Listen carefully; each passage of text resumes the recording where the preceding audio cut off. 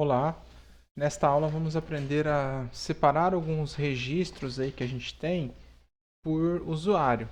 Por exemplo, quando uma pessoa se cadastra em algum site e lá nesse site ela faz cadastros, né, cadastra alguma coisa, o ideal é que somente ela consiga ver as coisas que ela fez, né? Somente ela vai listar lá os cadastros dela, somente ela pode editar. Então a gente vai começar a separar os registros aí por usuário.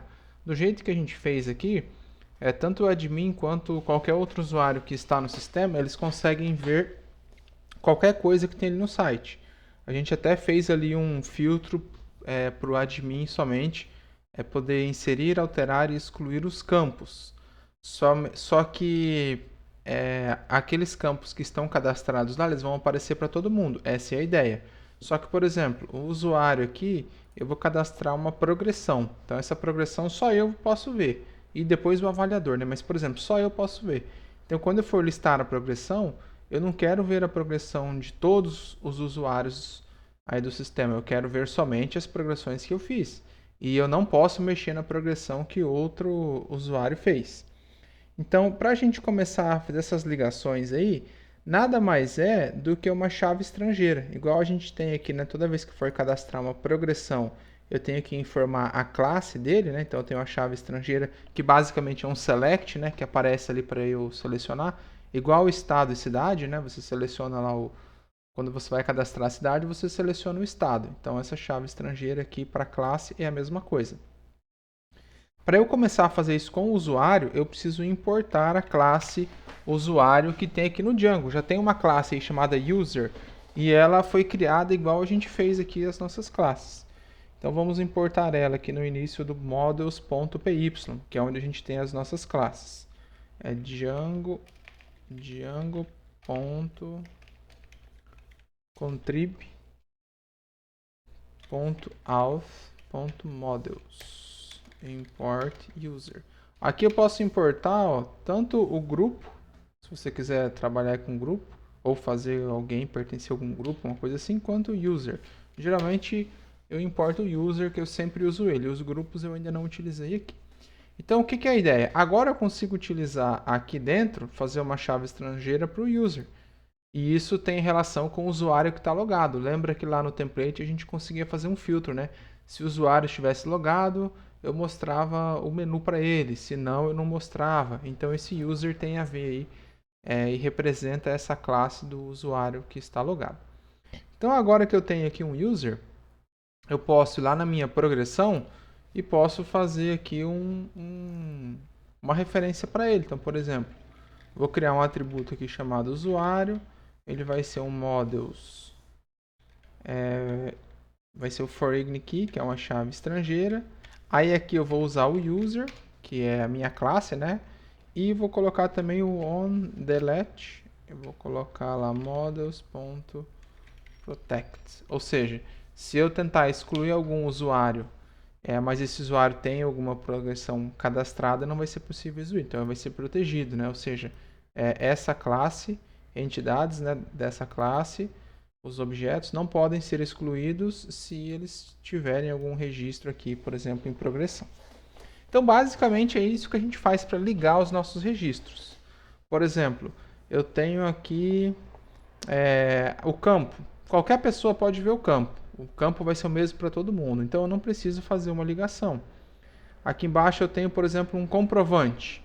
Um comprovante já é interessante eu separar ele por usuário, porque daí eu só vou ver os meus comprovantes. Eu não quero que os outros usuários fiquem vendo aí os meus comprovantes. E no caso aqui do comprovante, ó, eu tenho a progressão, que é uma chave estrangeira, então eu vou ter que informar para esse comprovante qual que é a progressão dele, qual que é a atividade, a quantidade, por exemplo, a data final, o arquivo, e eu também preciso ter uma relação dele com o usuário. Deus, chave estrangeira, foreign key, mesmo esquema, user, delete, models.protect. Pronto. Então, com essa ideia, todos os cadastros de comprovante, só o usuário que cadastrou vai poder ver. Eu sempre preciso chamar aquele usuário? Não. Aí depende do nome que você quer dar. Por exemplo, eu tenho uma validação aqui. e eu quero pegar quem foi que fez essa validação.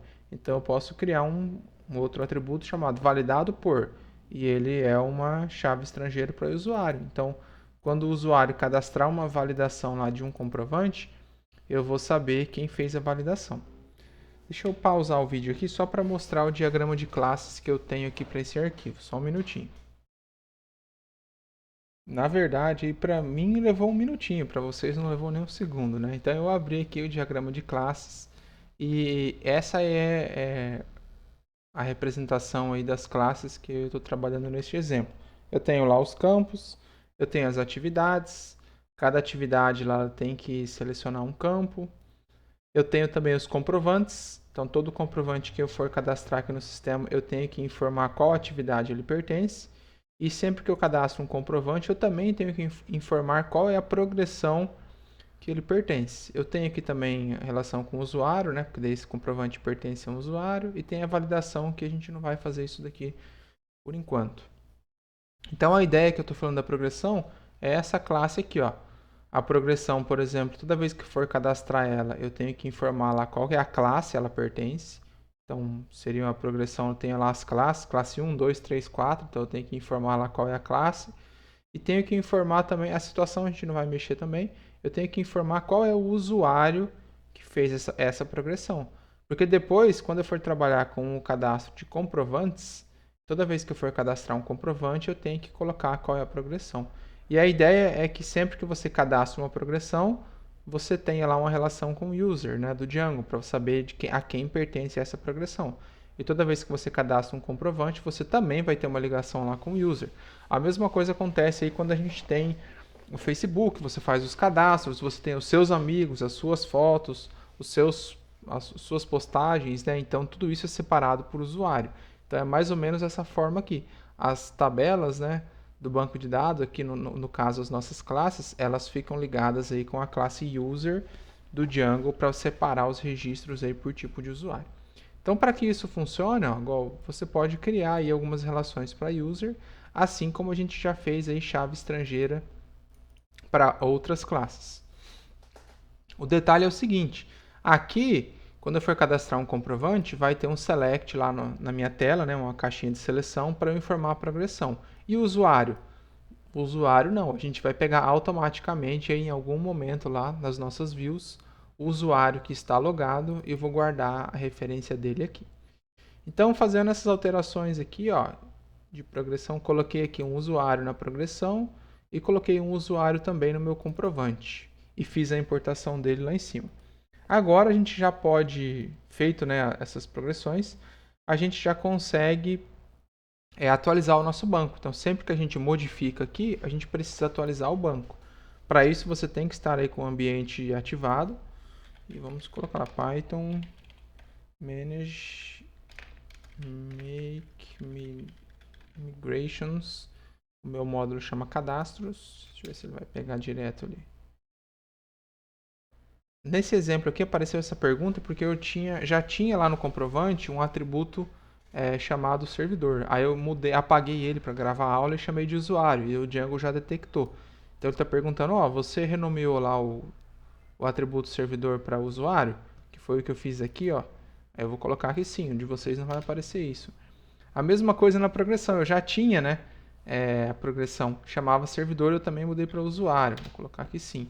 Aí ele vai criar lá, ó, renomeou os dois campos. No caso de vocês, ele iria criar esses dois campos aí. E vou colocar o Python migrate para ele rodar essas alterações aí no meu banco de dados. Ou seja, ele vai atualizar as minhas tabelas. O que pode acontecer no de vocês é o seguinte: vocês já cadastraram alguns comprovantes ou já cadastraram progressão sem ter usuário, ou vocês já cadastraram as coisas que vocês têm aí sem ter usuário. Deixa eu pegar um site aqui. Então, o que pode acontecer? Pode ser que apareça essa mensagem aqui, ó. Quando você roda lá o Make Migrations, ele pode aparecer uma mensagem aqui, deixa eu dar um zoom, se eu consigo, dizendo assim, ó, você está colocando um campo aí chamado usuário que não é nulo para essa classe. Só que você tem que fornecer um valor padrão porque já tem registros no banco de dados. Então, por exemplo, você cadastrou 2 registros e depois você colocou isso daí para filtrar para o usuário.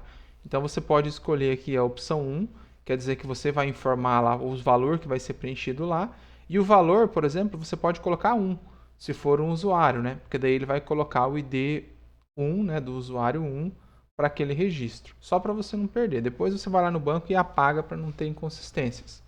Mas essa mensagem aqui, ela geralmente aparece nesses casos aí, quando você já tem registros lá, então você já tem comprovantes cadastrados, só que eles não tinham usuário ainda. Aí como você criou um atributo aqui e ele é obrigatório, ó, porque eu não coloquei que ele pode ser em branco ou nulo, ele é obrigatório, aí o Django pode apresentar essa mensagem de erro aí. Aqui tem um exemplo dela, né?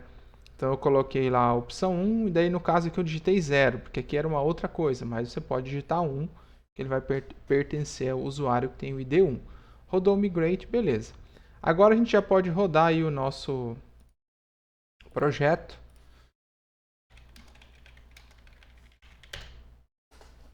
E daí a gente vai fazer um teste. E eu quero, na verdade, que esse teste vai resultar num erro. E a gente vai ver aí, vou gravar outro vídeo na sequência para mostrar como resolver esse problema aí. Basicamente o problema é o seguinte, eu vou fazer o login. Eu não vou colocar aqui ó, no cadastro de progressões. Vamos cadastrar uma progressão. Ó. Eu tenho a classe.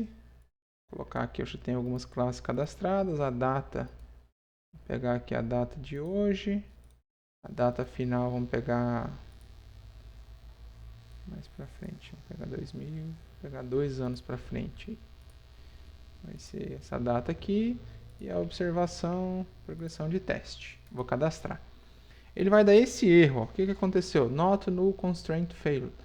Ele está dizendo assim, ó, você está tentando cadastrar uma progressão, só que você tem um campo lá, ó, que é o usuário, ID, né? Que no caso é o usuário, o campo usuário, que não pode ser vazio. Isso está dando lá do banco de dados. Então, basicamente, o que está dizendo? Ó, você está cadastrando isso daqui, só que você não informou o usuário lá da progressão. Você não informou esse usuário. Por quê? Porque eu ainda não fiz nada. O jeito, vou mostrar aqui, né, só para aparecer lá. Deixa eu pegar progressão create. Por exemplo, se eu colocasse aqui o campo usuário, a gente não vai fazer isso, né? Mas se eu colocasse aqui, atualizasse a minha página, ele iria aparecer o usuário. Só que daí você não vai selecionar para qual usuário pertence. Caso você tenha alguma situação que você deve selecionar, vou cadastrar uma tarefa e vou atribuir a alguém. Aí você pode colocar lá o usuário e vai ser atribuída para ele. Mas a ideia aqui é que eu não vou fazer isso daqui, eu vou pegar isso automaticamente, ok? Ó, vou atualizar. E como que a gente vai fazer isso, eu vou mostrar aí no próximo vídeo. Então a ideia deste vídeo é aprender a ligar aí, né, no banco nas nossas classes, na verdade, e no banco, as nossas classes com o usuário do Django. Beleza? Até já.